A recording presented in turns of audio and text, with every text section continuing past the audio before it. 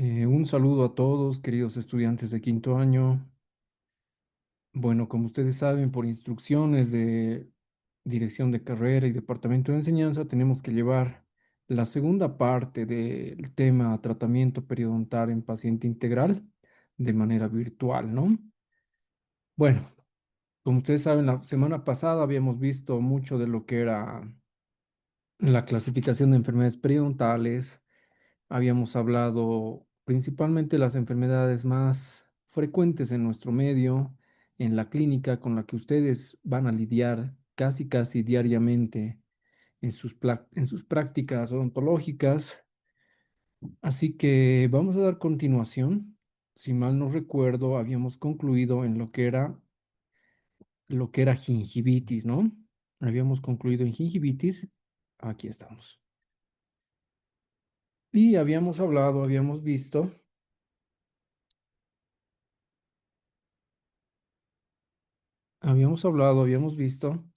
de que la gingivitis puede clasificarse en leve, moderada o severa. Este detalle o este dato se obtenía del índice gingival, ¿no? Podría ser también esta papilar, marginal, marginopapilar o difusa, dependiendo de la localización de esta gingivitis. Podría ser localizada o generalizada según el porcentaje que presentaba gingivitis, más del 30% o menos del 30%, y esta podía ser también inducida por biopelícula o biofilm o no inducida por biopelícula, ¿no?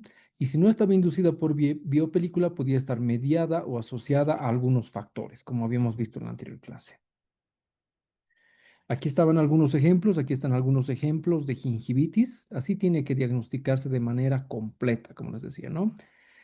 Por ejemplo, tenemos una gingivitis leve papilar generalizada inducida por biopelícula. Ahí estoy diciendo todo lo que había visto hace rato, todos los pasos de ese cuadro que les mostraba, cómo tiene que estar completo. Otro ejemplo, una gingivitis severa marginopapilar localizada en piezas 1.1 y 1.2, inducida por biopelícula, mediada por márgenes de restauraciones desbordantes, por ejemplo.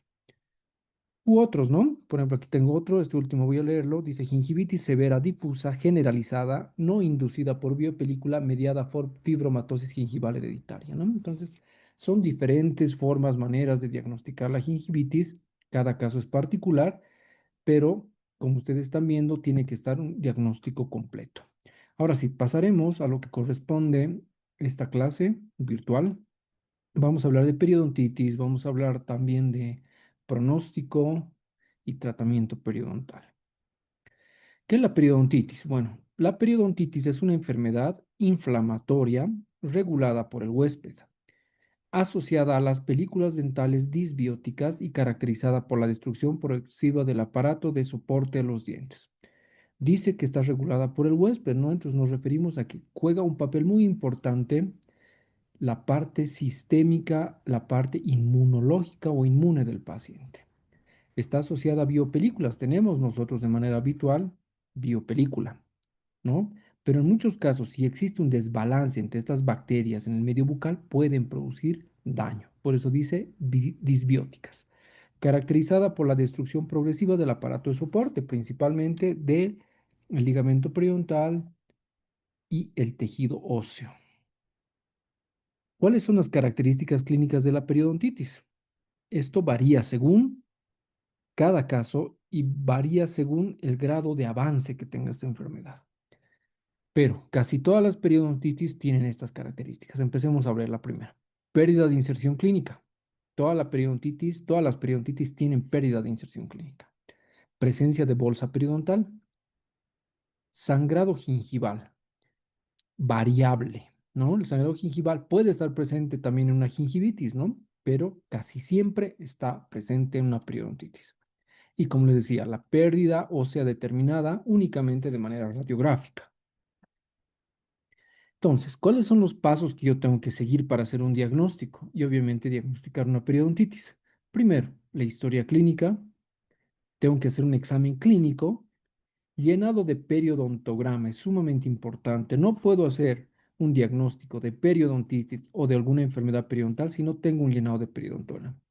Ahora, ¿qué tiene que pasar en el periodontograma de un paciente con periodontitis? Este debe tener pérdidas de nivel de inserción en al menos dos piezas dentarias, las cuales no deben ser adyacentes. Si tengo más dientes que están con pérdidas de nivel de inserción, obviamente es una periodontitis. Pero lo mínimo que se acepta, como dice acá, son al menos dos.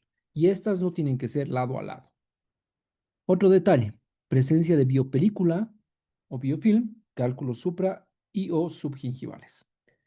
Puede estar presentes o puede no estar presentes dependiendo del avance de la enfermedad y la severidad del cuadro periodontal. Estudios radiográficos con evidencia de pérdida de estructura ósea. Entonces, sí o sí se requiere estudios radiográficos que complementen este diagnóstico que estoy haciendo. Para todo diagnóstico periodontal, les dije que tengo que hacer un sondaje periodontal, un llenado de periodontograma, ¿no? ¿Y qué veo? Tengo que ver la profundidad del sondaje, si existe sangrado al momento de sondear, y con los datos de posición de encía y profundidad de surco, obtengo lo que es el nivel de inserción clínico, que es el dato más importante para diagnosticar una periodontitis. Y en algunos casos, en piezas molares, birradiculares o multiradiculares, puedo encontrar involucración de la furca, ¿no? Cuando hay recesiones gingivales, destrucción ósea muy marcada que ya expone lo que es la raíz del diente y principalmente el área de la furca. Dentro de las ondas periodontales, sabemos que las que tenemos que utilizar para hacer un correcto llenado del periodontograma es la sonda Universidad Carolina del Norte o UCN y la sonda de Williams, ¿no? Cualquiera de las dos sondas nos sirve. Las demás sondas no cumplen como tal un papel para medición de bolsas periodontales. Tienen otros usos. La de Williams y la UCN sí sirven para eso. Bueno, en este gráfico tengo tres diferentes situaciones clínicas. El que dice A, analicemos el primero, el del lado izquierdo. Dice, del límite cementario que está marcado ahí, que es la división entre el esmalte y el cemento, mide 3 milímetros. Esa sería la posición de encía.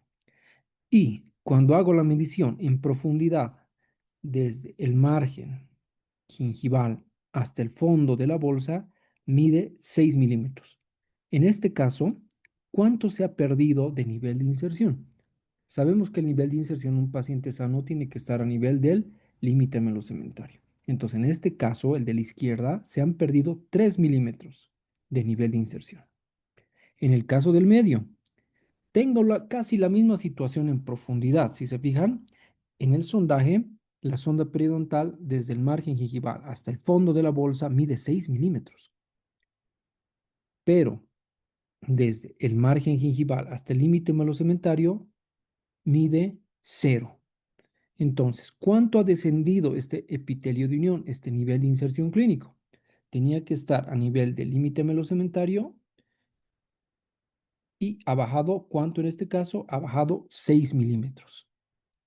Y en el último caso, el C, el del lado derecho, tengo los mismos 6 milímetros de profundidad al sondaje, pero tengo una recesión de 3 milímetros del margen gingival. Del margen gingival al límite melocementario mide 3. Hay 3 milímetros de recesión. Y hay 6 milímetros de profundidad del sondaje. Entonces, ¿cuánto se ha perdido? 3 más 6, en este caso, 9 milímetros se han perdido. En ambos casos, en los tres casos que hemos analizado, vean que sí mide 6 milímetros de profundidad, pero el nivel de inserción clínico varía, ¿no? En uno tengo, en el lado A, serían 3 milímetros que se han perdido de nivel de inserción. En el del medio tengo 6 milímetros que se han perdido de nivel de inserción. Y en el lado derecho, en el C, se han perdido 9 milímetros de nivel de inserción. ¿Por qué es importante saber dónde está la inserción clínica? Porque principalmente la inserción clínica nos sirve para decir qué estadio de periodontitis, mejor dicho, tenemos. Ahorita vamos a tocar ese punto. Aquí tengo otro ejemplo, fíjense en la imagen. Si se fijan bien, esa pieza dentaria que se está sondeando tiene recesión gingival. Se ve evidentemente la línea cemento-esmalte, el límite melocementario. Se ha perdido 1 milímetro. Está expuesto esa banda de cemento radicular 1 milímetro. Y mi profundidad al sondaje es de 8. Cuando yo sondeo con mi sonda de Williams o UCN, mide 8. Entonces, esos 8 milímetros de profundidad más ese milímetro que tengo de recesión son 9. Entonces, el total de pérdida de inserción clínica en este caso es 9. Otro caso, fíjense, parecido al caso anterior, pero en este caso la recesión gingival ya es más marcada, mide 4 milímetros. Del límite melocementario al margen gingival tengo 4. En este caso, para anotar en el periodontograma se anota -4, ¿verdad? Y de profundidad de bolsa o profundidad al sondaje tengo 10. Esos 4 más el 10 de profundidad da un total de 14. Entonces, ¿cuánto se ha perdido en este caso? Pérdida de nivel de inserción clínica, 14 milímetros. ¿Por qué es importante? Les decía, porque mediante esa valoración de cuánto se ha perdido de inserción clínica es que yo puedo decir que estoy frente a un estadio 1, estadio 2, estadio 3 o estadio 4. El estadio 1 es una periodontitis inicial, el estadio 2 es una periodontitis moderada, el estadio 3 es una periodontitis severa y ojo, dice, con potencial para pérdida dental adicional.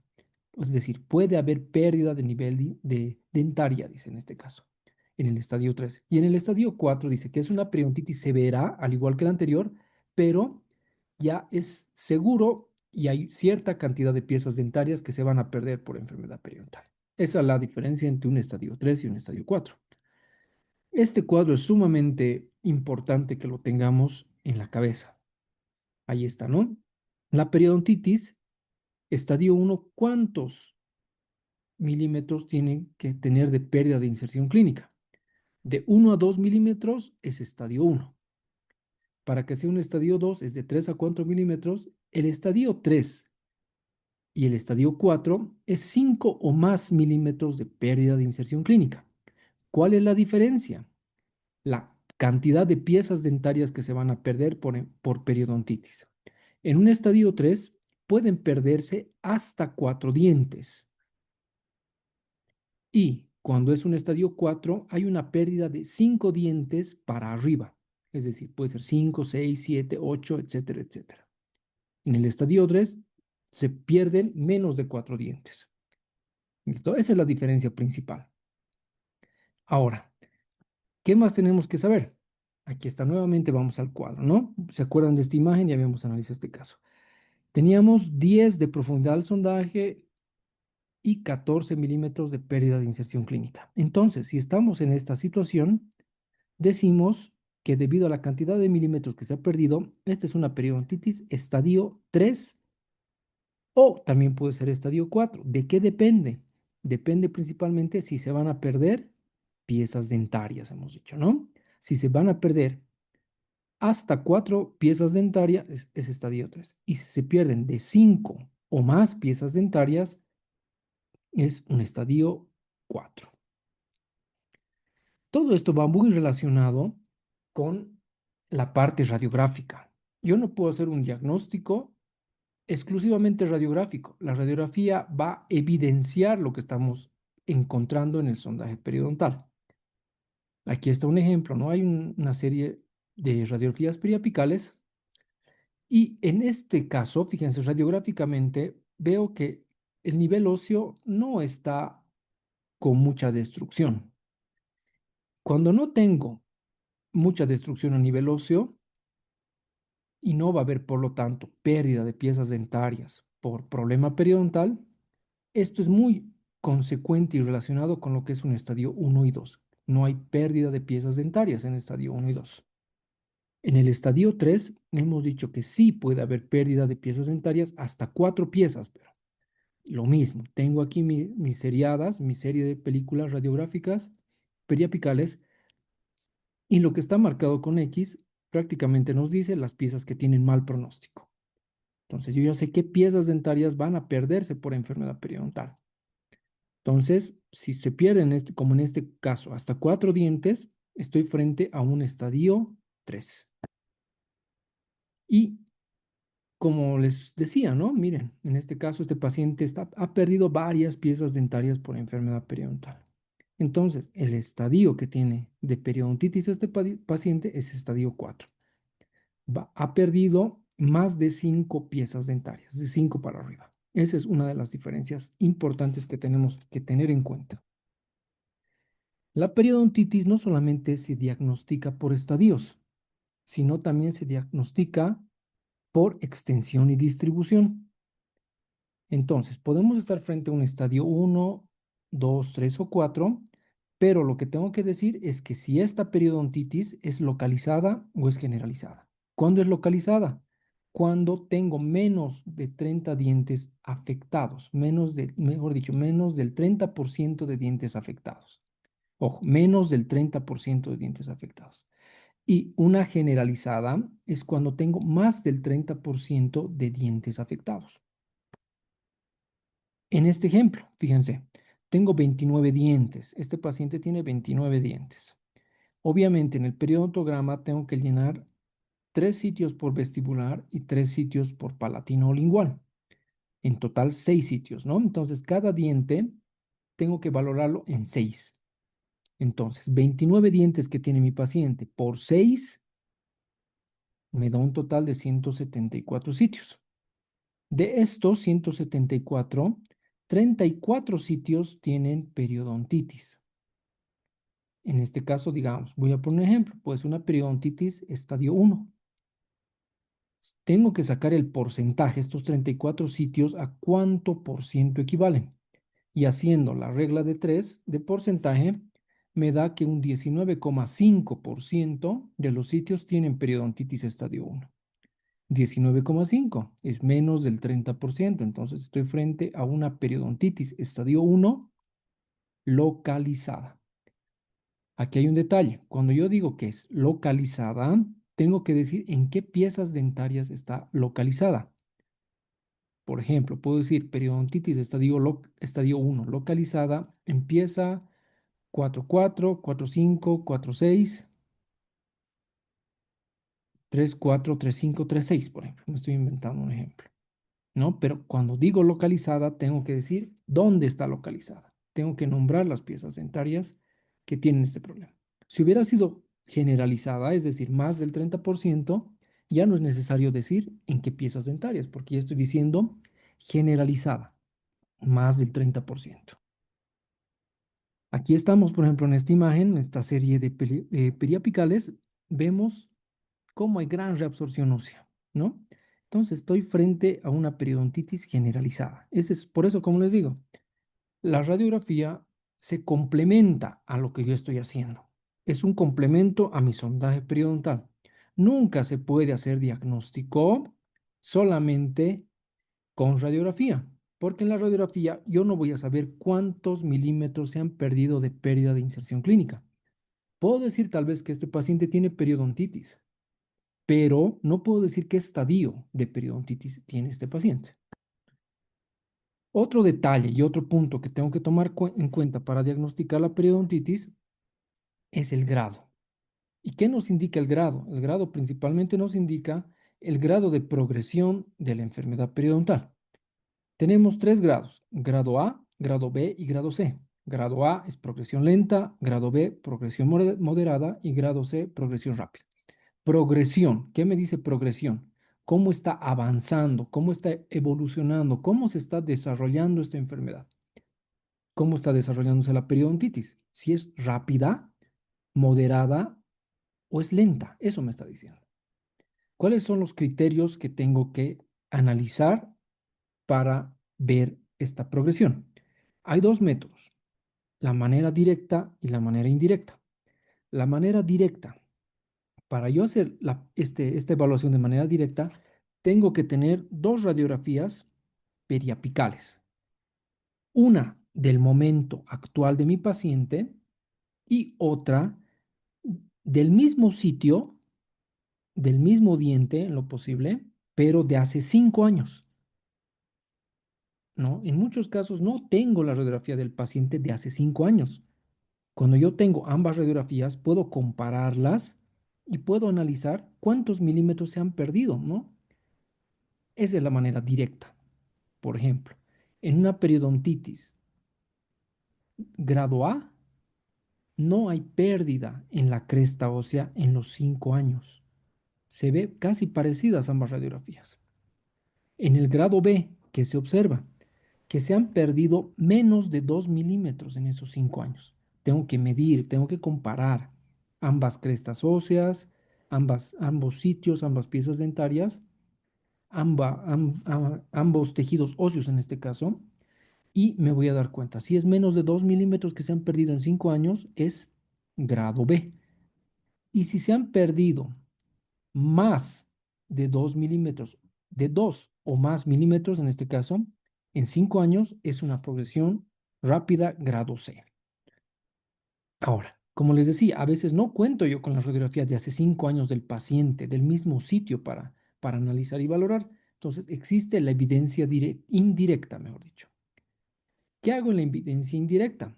Tengo que valorar, primero,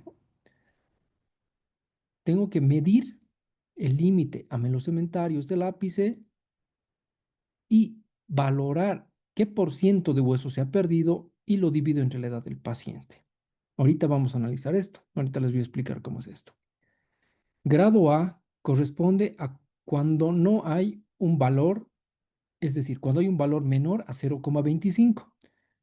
Un grado B es cuando me da un valor del 0,25 al 1. Y grado C es cuando el valor que me da es mayor a 1. Ahorita les explico. Aquí está. Esta es la manera directa. Fíjense. En el lado izquierdo veo una radiografía periapical de la misma zona del paciente, de una pieza en este caso 4,6, ¿no? Fíjense, yo puedo evidenciar dónde está la cresta ósea. E incluso al lado izquierdo, si se fijan, tiene una pieza dentaria, ¿no? Es un tercer molar. En el lado derecho, fíjense, es la misma radiografía del mismo sitio, pero fíjense dónde está la cresta ósea. La cresta ósea está con mucha pérdida y dice 8 meses después. Imagínense, en 8 meses ha llegado a tal grado de destrucción, ¿no? Hemos dicho que si se han perdido más de 2 milímetros, de 2 milímetros para arriba en los 5 años, es un grado C. En este caso, en 8 meses se ha perdido mucho más que 5 milímetros, ¿no? Debe ser unos 9, 10 milímetros que se ha perdido hueso. Entonces, en este caso, estoy frente a un grado C. Pero esa es la manera directa. Tengo las dos radiografías para comparar. Ahora, digamos que no tengo la radiografía de hace 5 años. Por ejemplo, veamos este caso. Tengo un paciente de la señora Morales de 69 años de edad. Es bien importante saber la edad del paciente para este dato. Tengo una serie de películas periapicales, ¿no? Nosotros en la Clínica Integral Adultos no les pedimos una seriada. Sería lo ideal porque es mucho más exacto y preciso para valorar esto. Nosotros en la clínica les pedimos de la panorámica, de la radiografía panorámica, elijamos la zona donde hay más destrucción ósea. En este caso, voy a elegir el sitio o voy a valorar cuál es la radiografía periapical que tiene más destrucción. Es el primer paso. Ya he seleccionado mi pieza y hago las siguientes mediciones. Mido del límite amelocementario al ápice, fíjense en la parte izquierda, mide 15 milímetros. Y hago otra medición de la cresta ósea hasta el ápice y en este caso tengo 7 milímetros. Entonces, ¿qué tengo que hacer? Tengo que hacer una regla de 3 para ver cuánto de hueso se ha perdido. 15 milímetros equivalen a 100%. Es el real, el total que tendríamos que tener.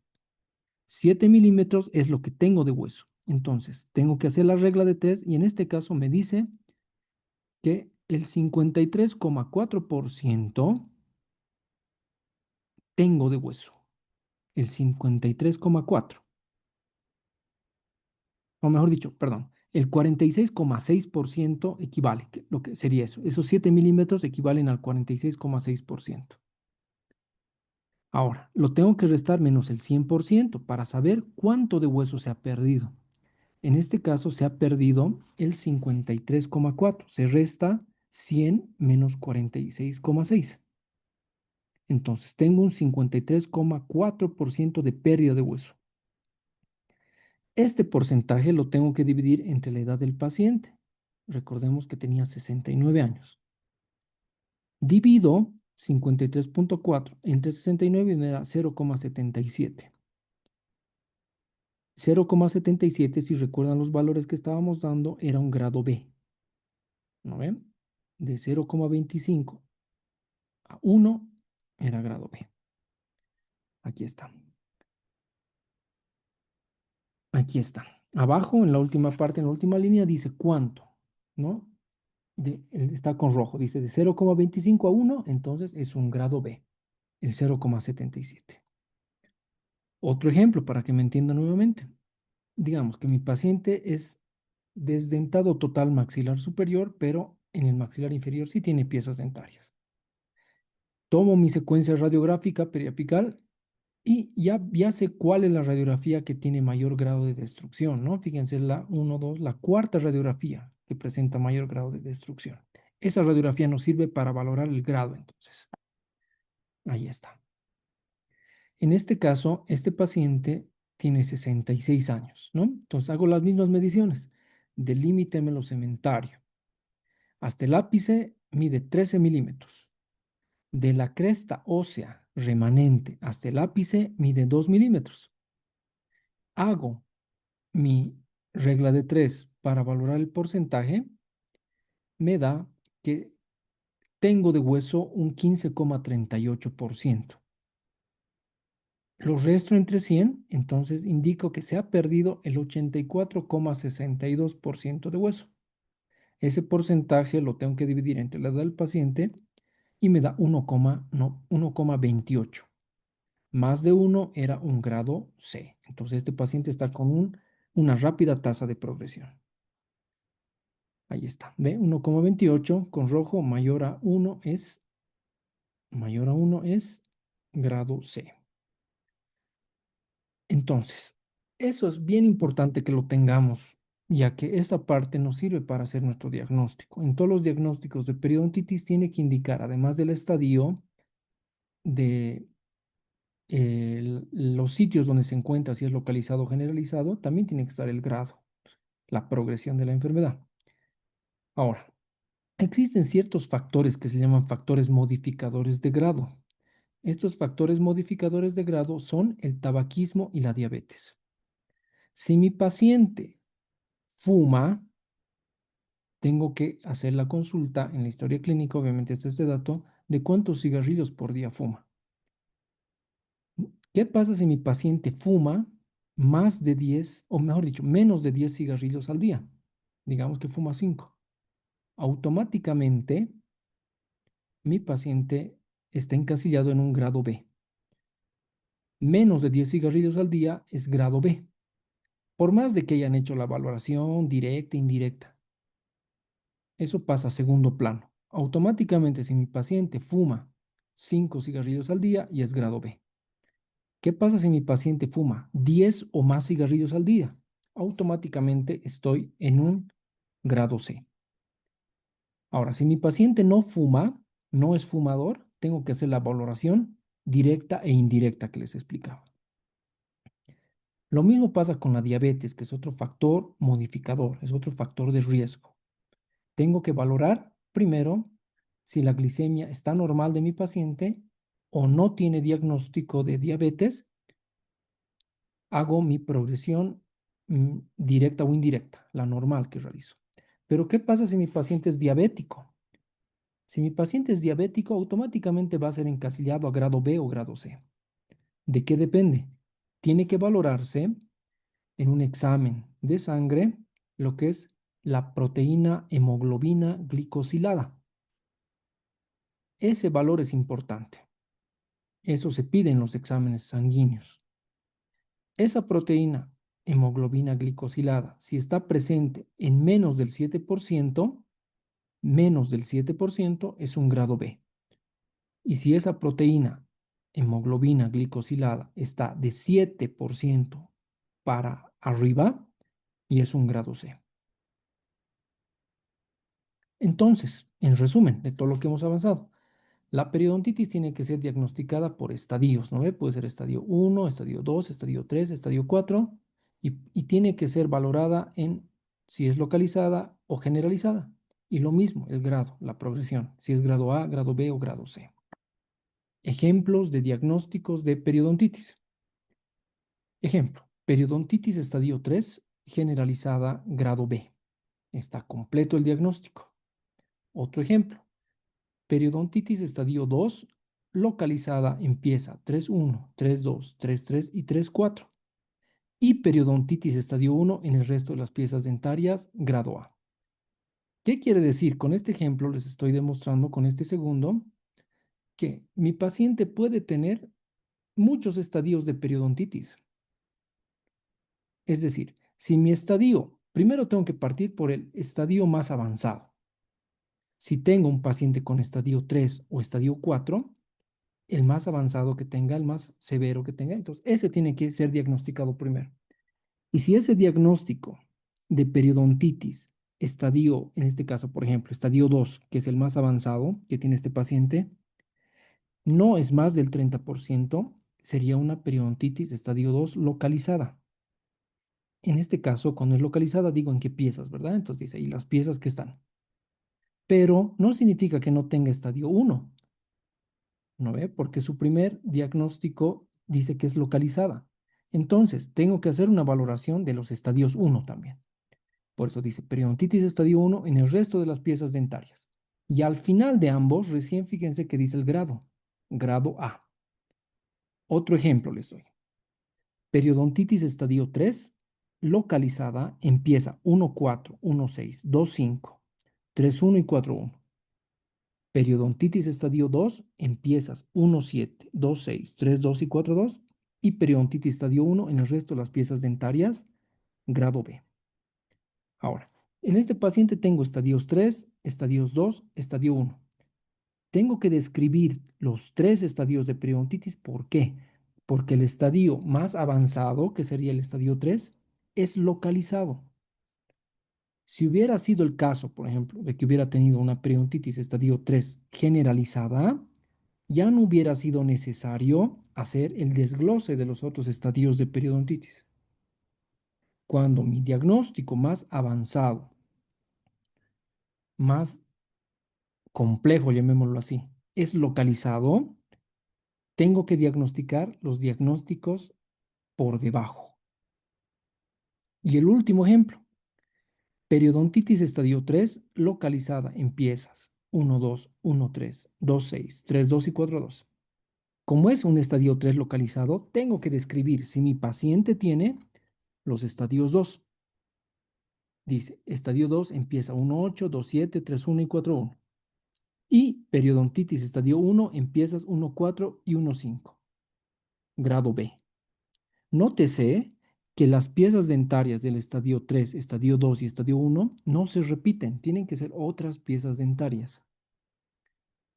Incluso en este diagnóstico, mi paciente hay piezas que no tienen periodontitis, pero tienen gingivitis, entonces también tengo que incluir la gingivitis.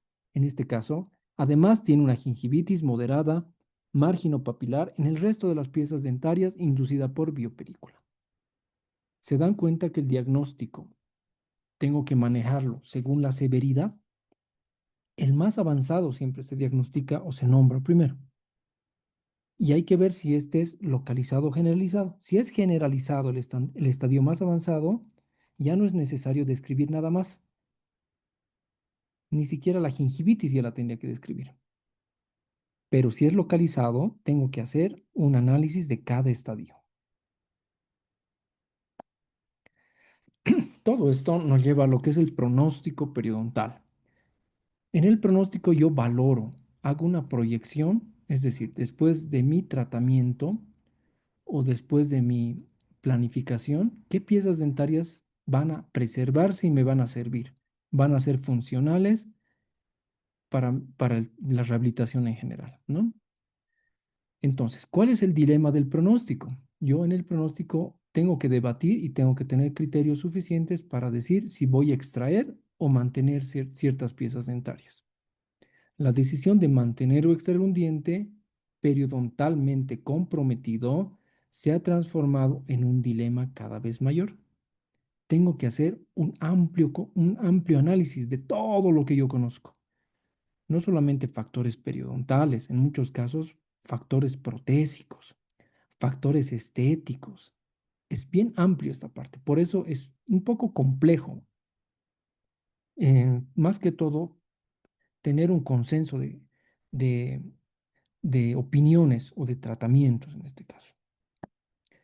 ¿Qué tengo que valorar? Se hace siempre un pronóstico general del paciente, un pronóstico general. ¿Qué tengo que ver? En el pronóstico general tengo que ver el tipo de la enfermedad periodontal que tiene mi paciente. Es un factor a analizar.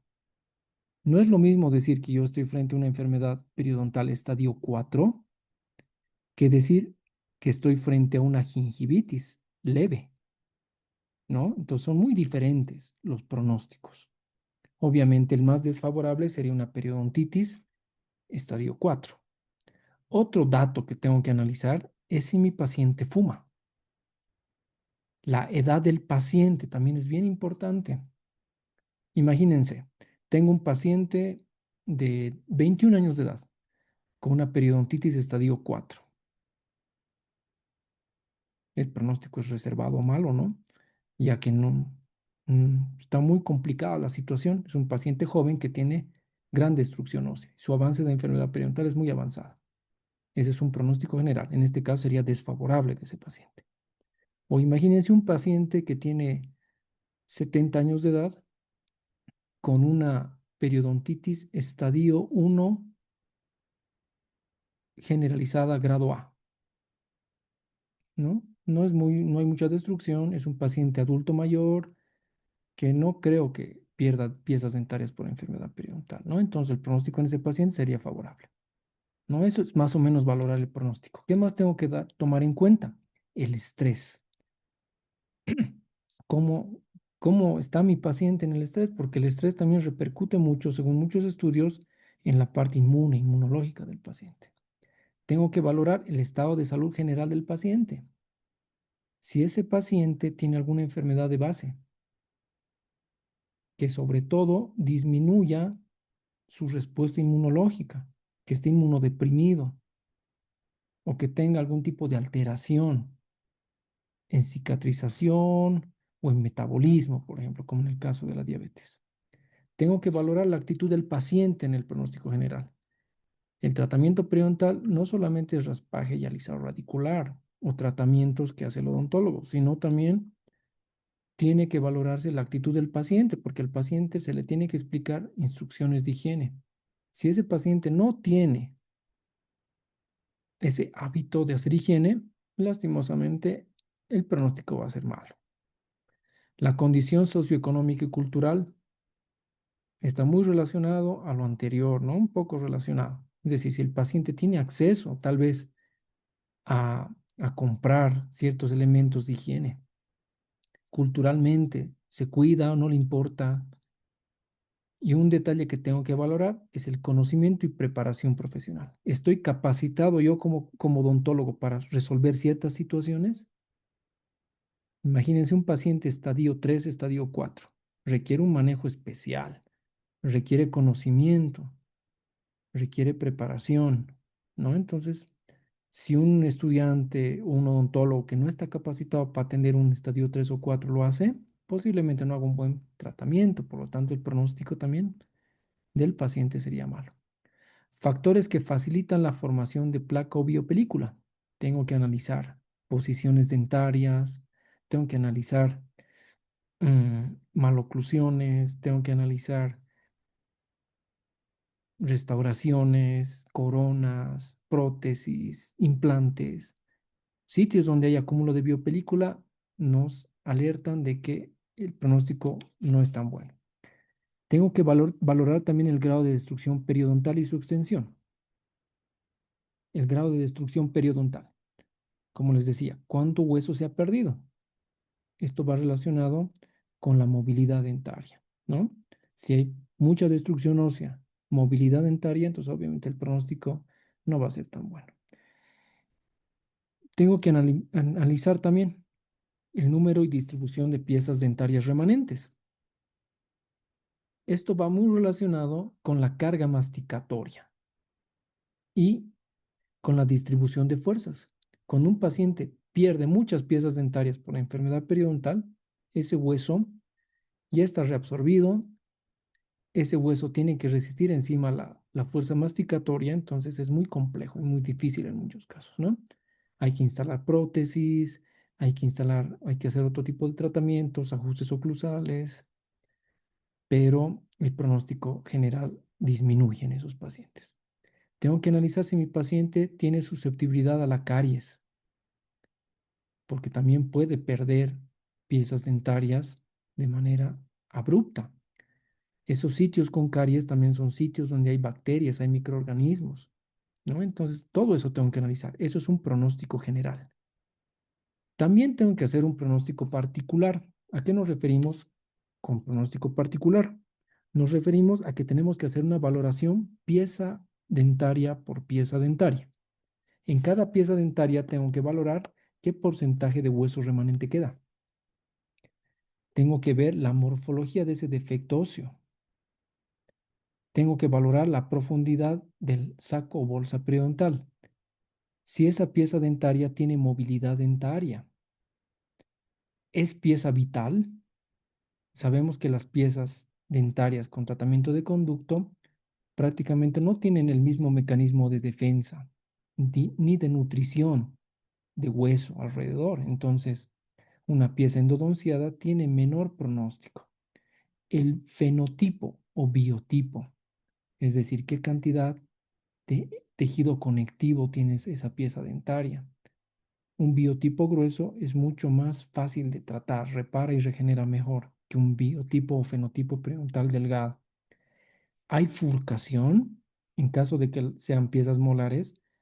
Si hay compromiso de furcación, el pronóstico de la pieza también disminuye, porque ese sitio de la furcación tiene que ser aseado, tiene que ser limpiado y muchas veces en esos sitios donde se acumula restos de alimento, ¿no? Entonces es más complicado hacer el tratamiento en esos casos. ¿Cuál es la relación corono-radicular? Tengo que valorar cuánto hueso está sosteniendo la raíz para ver el grado de palanca que se realiza al momento de masticar. Tengo que ver la inclinación axial de las piezas dentarias adyacentes o de la pieza dentaria que está con problema periodontal. La posición de la pieza dentaria en la arcada, si es en el sector anterior o posterior. En el sector anterior, a veces presentan mayor problemas de movilidad dentaria cuando hay pérdida ósea, que en una posterior, ¿verdad? La dimensión del tronco radicular tengo que analizar. Tengo que valorar la recesión. Si la pieza dentaria tiene punto de contacto, si la pieza dentaria tiene acceso a la limpieza, tiene antagonista la pieza dentaria, ¿cuál es la proximidad radicular de esa pieza dentaria? Esa pieza dentaria con enfermedad periodontal va a ser pilar de prótesis. Eso es bien importante analizarlo y valorarlo. ¿Es adecuada la oclusión de esa pieza dentaria? ¿Cuenta la pieza dentaria con anomalías en relación mucogingival? ¿Cuánto tiempo está esa pieza dentaria en cavidad dental sin tratamiento? ¿No? Entonces, todos esos valores, todo eso tengo que analizarlo y tengo que hacer un análisis pieza dentaria por pieza dentaria y valorar si esa pieza dentaria va a tener buen pronóstico, va a preservarse y va a ser parte de mi tratamiento integral. Eso es lo que tengo que valorar. Los dientes no compiten con los implantes en cuanto a propiedades físicas, biomecánicas y sensoriales. La propiocepción conferida por el ligamento periodontal está entre las principales ventajas del diente en comparación con el implante. Además, los implantes también tienen complicaciones, ¿no? En muchos casos que dicen, ah, no, que pierde el diente, que le saquen el diente, le van a colocar un implante, dice, ¿no? Pero el implante también tiene sus complicaciones. E incluso el implante dental tiene que ser anclado en tejido óseo. Y ustedes saben que producto de la enfermedad periodontal, lo que ocurre es que se pierde tejido óseo, ¿no? Entonces, no es así nomás sacar dientes, ¿no? E incluso los implantes dentales tienen complicaciones. Pueden tener mucositis, perimplantitis, en algunos casos el momento de la instalación producen hematomas, equimosis, disturbios neurosensoriales en algunos casos. ¿Qué quiere decir? Que cuando uno instala un implante dental, podemos lesionar o afectar algunas fibras nerviosas. En casos extremos, cuando el hueso está muy reabsorbido, muy delgado, por ejemplo, en el caso de la mandíbula, cuando colocan implantes dentales, se ha visto casos en los cuales al momento de la instalación de los implantes se fractura la mandíbula, ¿no? Entonces, en casos muy raros, ¿no? Obviamente, pero está el riesgo en maxilares con mucha destrucción. E incluso hay pérdida de implantes en pacientes diabéticos. Otras complicaciones, a veces en la rehabilitación, en la parte rehabilitadora, hay aflojamiento de los tornillos de los implantes, complicaciones estéticas, complicaciones fonéticas. Entonces, el implante nunca va a sustituir una pieza dentaria. Siempre tengo que analizar a la pieza dentaria si tiene buen pronóstico y va a poder preservarse en cavidad oral. En el año 2007 en Europa anunciaron que las tasas de supervivencia de dientes en pacientes bien mantenidos en cuanto a terapia periodontal en general son más altas que de los implantes. ¿Qué quiere decir? Que es mejor preservar piezas dentarias, hacer buenos tratamientos periodontales antes que perder piezas y colocar implantes, ¿no? Entonces, ¿qué se recomienda a los pacientes y qué tendríamos que recomendar a los pacientes? Mantener los dientes. No es lo mismo un implante dental, no es lo mismo una prótesis fija, una prótesis removible, ¿no? No existe evidencia que extraer dientes precozmente con el objetivo de conservar hueso para la colocación de implantes en fracturas verticales, dice, ¿no? ¿Cuánto sobrevive un diente periodontalmente tratado? En la teoría, en la literatura, según Greenstein, nos dice que de 5 a 40 años puede estar una pieza dentaria. En esa situación, ¿se acuerdan que en la primera clase habíamos hablado acerca de salud gingival en periodonto reducido? Entonces, esas piezas dentarias, pese a que ya tengan pérdida ósea, si ya está estable la enfermedad periodontal, esas pueden estar presentes en boca muchísimos años. Es más importante evaluar el soporte periodontal restante y la posibilidad de su recuperación y no la determinación de lo que se perdió. Es decir, nos tenemos que centrar en lo que estamos preservando, no en lo que se ha perdido. Entonces, esas piezas dentarias todavía en algunos casos están funcionales. Aquí están algunos criterios clínicos de la pérdida ósea, ¿no? Fíjense, al lado dice pronóstico, bueno, razonable, pobre, cuestionable y sin esperanza. Eso está en relación a la pérdida ósea. Es bueno cuando tengo menos del 25% de hueso que se ha perdido. Es razonable cuando está entre 25 y 50%. El pronóstico es pobre cuando tengo más del 50% de hueso perdido. Es cuestionable cuando esa pérdida ósea está entre 50 y 75%. Y es sin esperanza, es decir, que la pieza tiene mal pronóstico cuando tengo más del 75% perdido. Lo mismo está relacionado con la profundidad al sondeo, fíjense, ¿no? Está muy relacionado. Esa imagen es bien importante.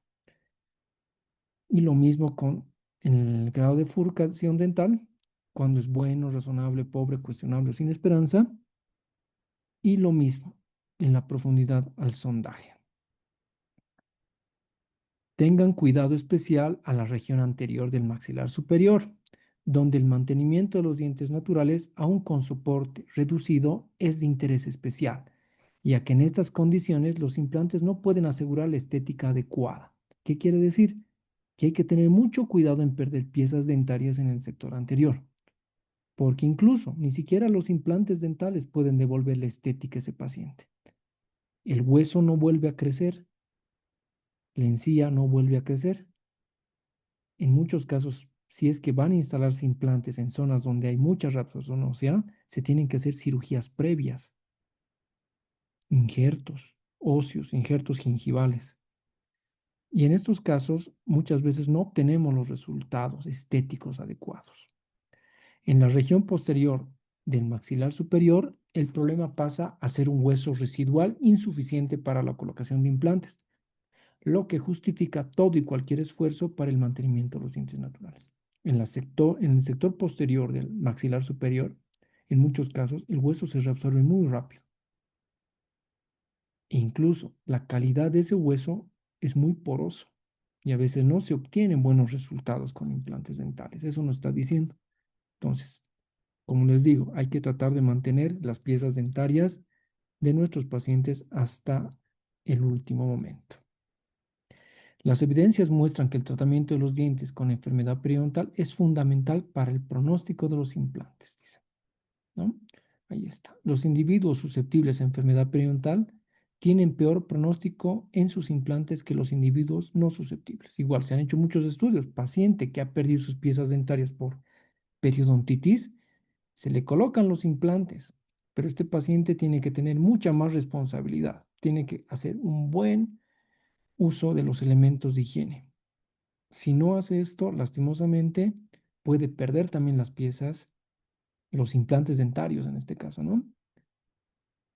Y en estudios se ha visto que el pronóstico en estos pacientes no es muy favorable, ¿no? Porque ya tienen susceptibilidad a tener enfermedad periodontal. Su respuesta inmune frente a las bacterias de la enfermedad periodontal son muy aceleradas, son muy avanzadas. Entonces lo mismo puede ocurrir y puede perder las piezas, los implantes dentales. Hablaremos del tratamiento periodontal. La terapia periodontal o el tratamiento periodontal se divide en dos, en la terapia no quirúrgica y en la terapia quirúrgica. En la terapia no quirúrgica hablamos de raspaje y alisado radicular, control personal de biopelícula, eliminación de cálculo supragingival.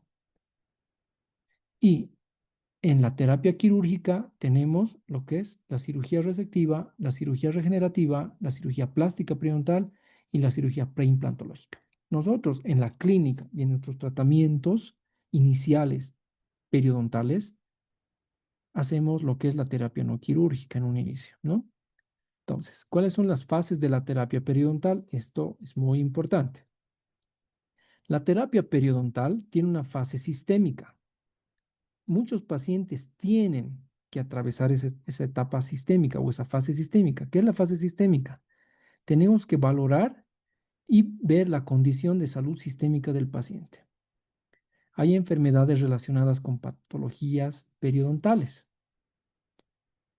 Hay medicaciones actuales que toman nuestros pacientes que están relacionados con enfermedad periodontal. Entonces, antes de hacer un tratamiento periodontal, tengo que controlar esa situación o esa condición sistémica del paciente. Pacientes con diabetes, por ejemplo, pacientes que fuman, pacientes que toman nifedipina o ciclosporina, lo que habíamos hablado también en la anterior clase, ¿no? Son pacientes que tienen cierto riesgo de tener enfermedad periodontal o de que su enfermedad periodontal avance de manera más acentuada o acelerada.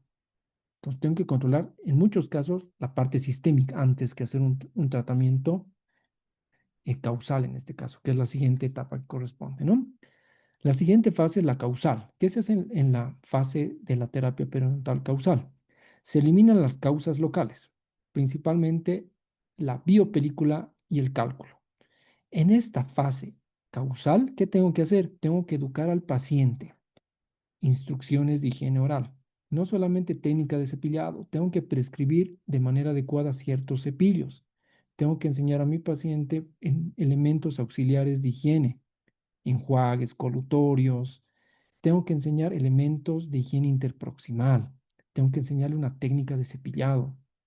Tengo que hacer estas valoraciones de manera frecuente en estos pacientes, ¿no? ¿Qué más se hace en este paciente? Se hacen las exodoncias, las endodoncias. ¿Por qué? Porque esos sitios con exodoncias y endodoncias son sitios donde se queda acumulada la biopelícula. Hay bacterias, son focos infecciosos. Entonces tienen que hacerse en esta etapa. Tengo que hacer el raspaje y alisado radicular, supra y subgingival. En muchos casos tengo que prescribir a mi paciente antibióticos en estadios avanzados de periodontitis, por ejemplo. Tengo que Controlar lo que son las restauraciones defectuosas.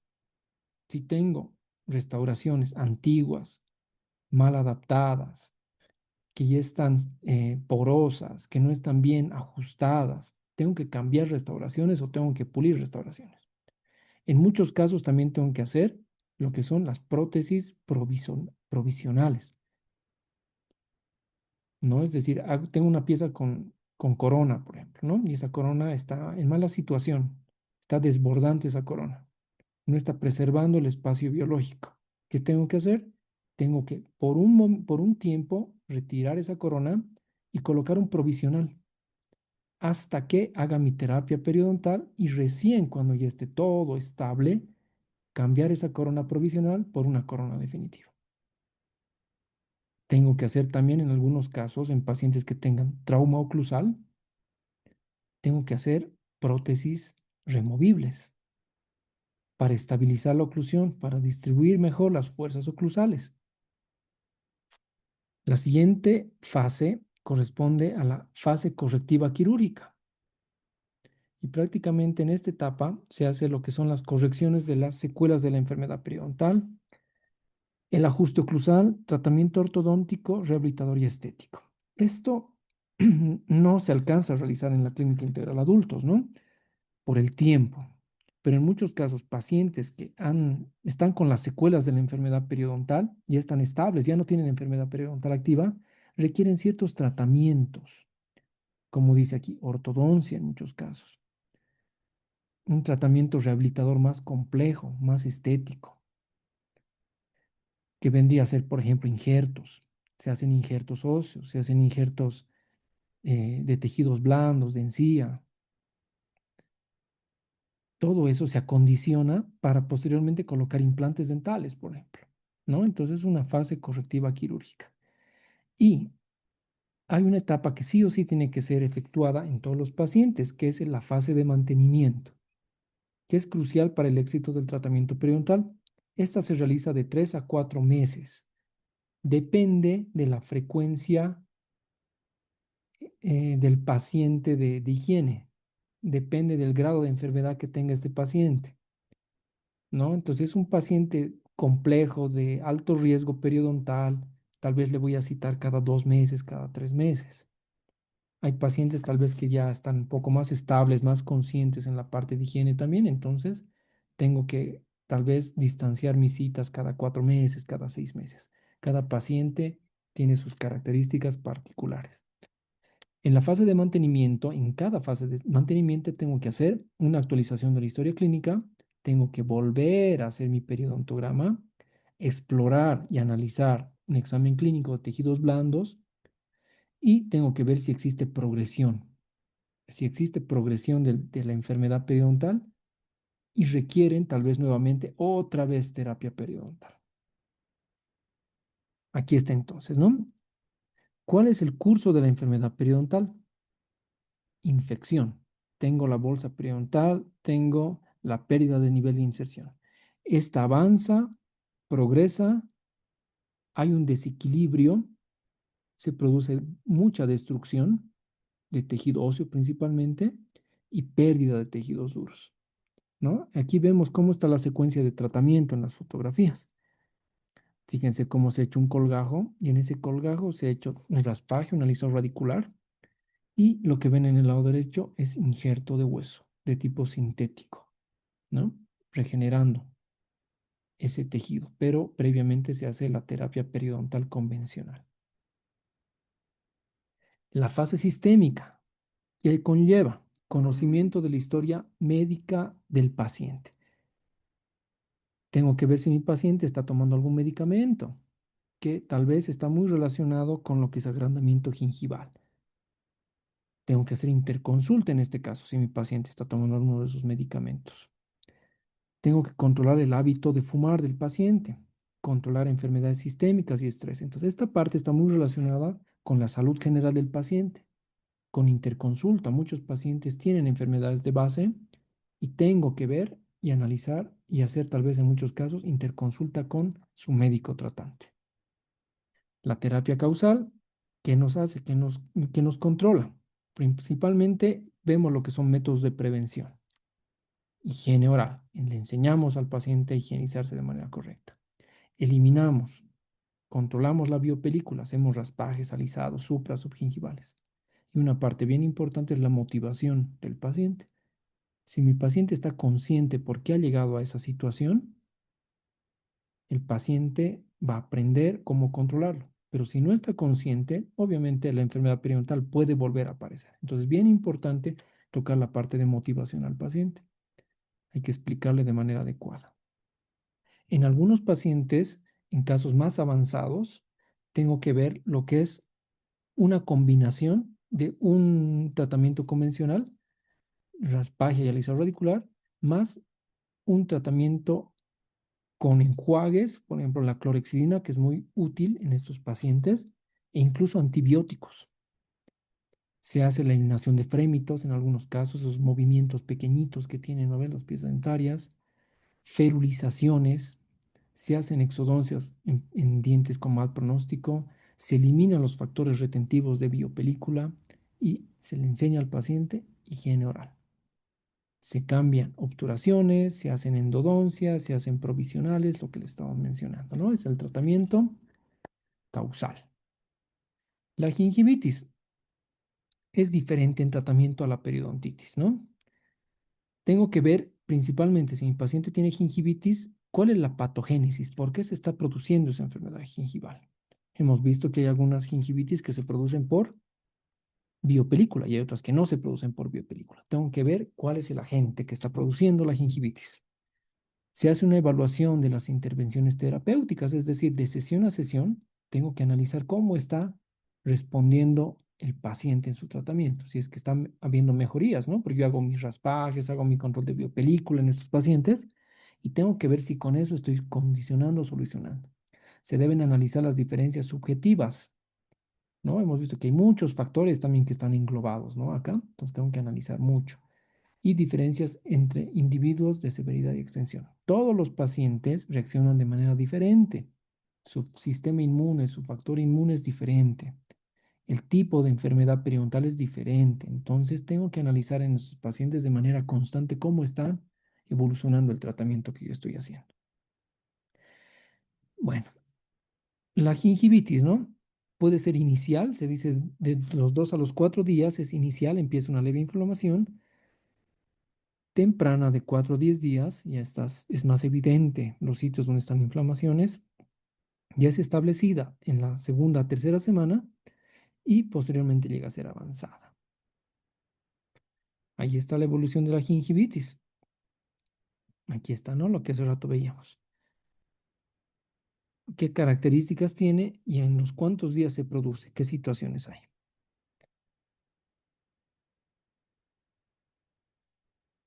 Se los voy a pasar, espero que lo puedan pausar el video para analizarlo a más detalle, ¿no?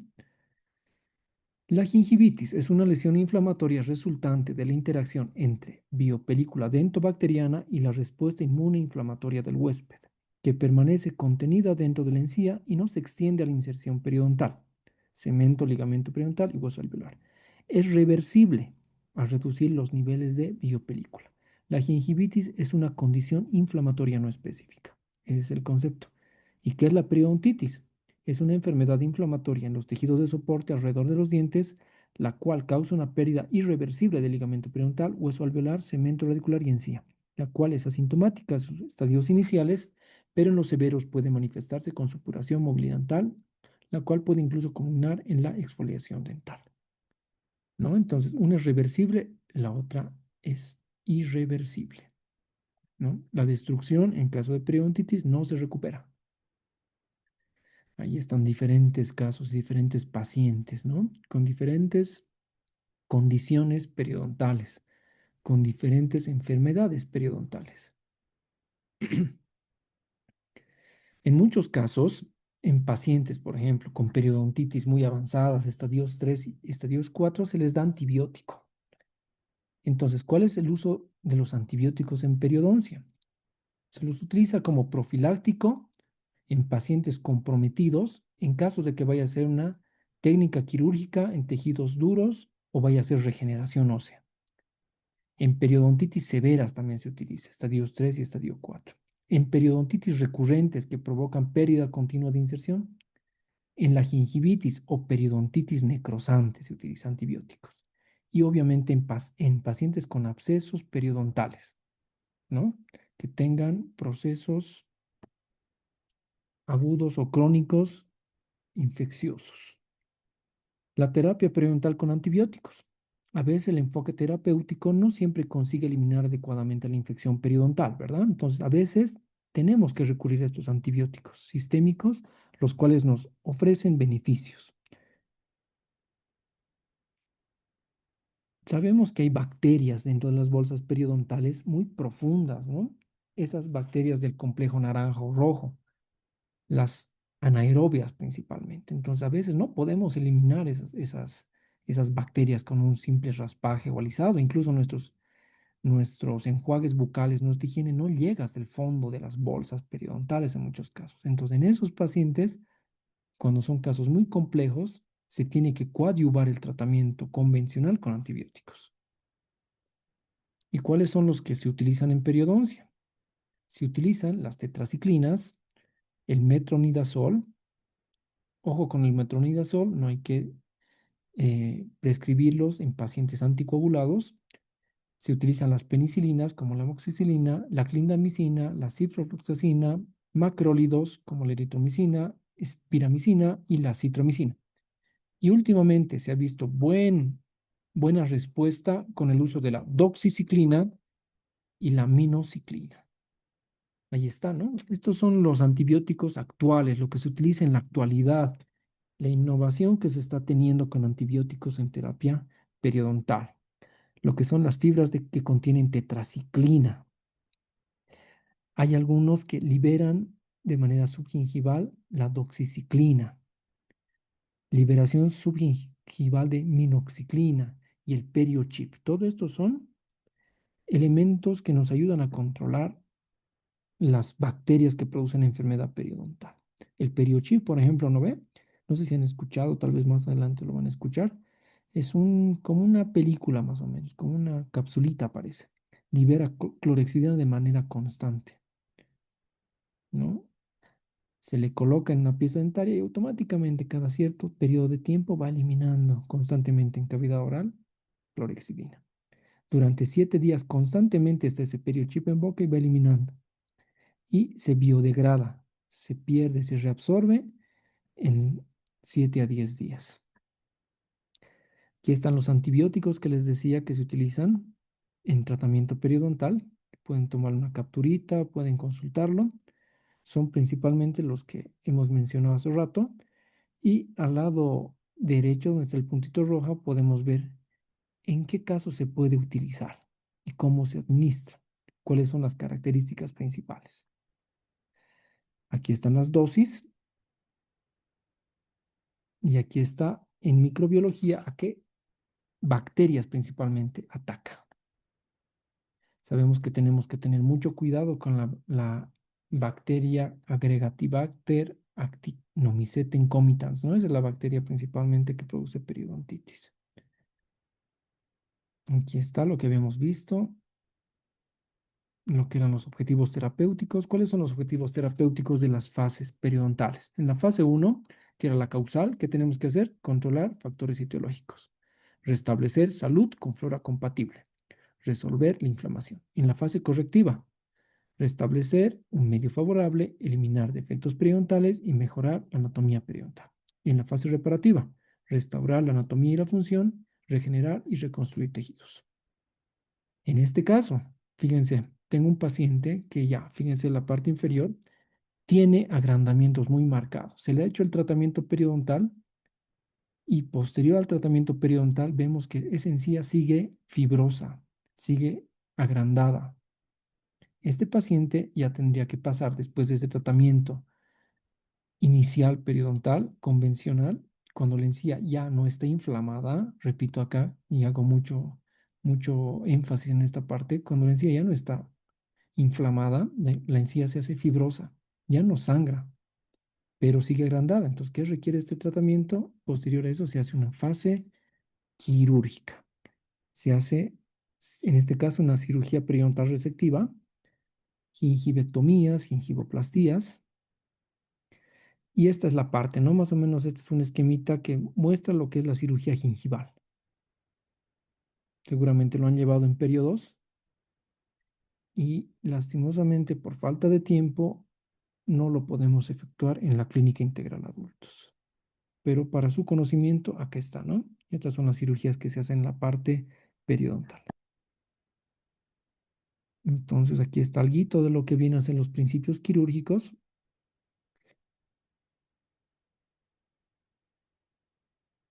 cómo hacer una cirugía periodontal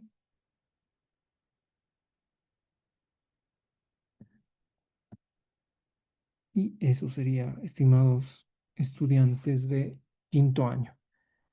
Esperamos que se encuentren bien, que estén en resguardo en sus casas y espero poder verlos pronto, ya más adelante, en la clínica integral adultos y en las teóricas.